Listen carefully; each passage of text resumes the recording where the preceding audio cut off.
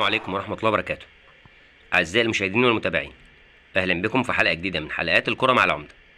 كالعادة وبعد أي هزيمة أو تعادل للنادي المصري بنلاقي هجوم كاسح على اللعيبة والجهاز الفني، على الرغم من إننا لسه من كام يوم كنا فرحانين بنفس اللعيبة ونفس الجهاز عشان فازوا على بطولة أسيوط في كأس مصر، وهي برضه نفس اللعيبة اللي كنا فرحانين بيهم لما فازوا على الإسماعيلي في كأس الرابطة، وتعادلوا مع الأهلي في الدوري، وفازوا على الزمالك في ريمونتادا تاريخية بعد ما كانوا خسرانين 2-0.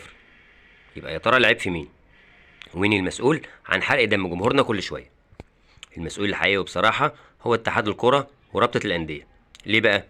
عشان الموسم ماشي سمك لبن تمر هندي.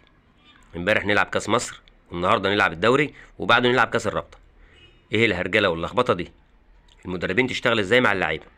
يعني احنا مثلا وصلنا نصف نهائي كاس الرابطه، مش نكمله بقى؟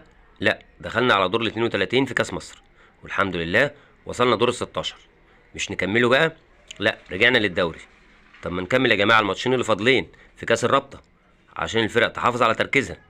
لا يا سيدي، تروح تلعب في الدوري عشان يجي ماتش زي ماتش الداخليه يهز ثقتك في نفسك ويرجعك للصفر من تاني. الموسم لو انتظم وكل مسابقه تتلعب على بعضها المستوى الفني هيختلف تماما، لان كل فرقه هتبقى عارفه راسها من رجليها. مش هلعب دور ال 32 بتاع الكاس وانا مش عارف دور ال 16 هيبقى امتى. طب افرض دلوقتي الكاس ده استمر للموسم الجديد زي المعتاد ونص اللعيبه مشيت من عندنا، يبقى ايه الحل؟ اتمنى الانديه تتكاتف مع بعضها عشان تتصدى للعك والقرف بتاع المسابقات، حفاظا على تركيز اللعيبه والاجهزه الفنيه.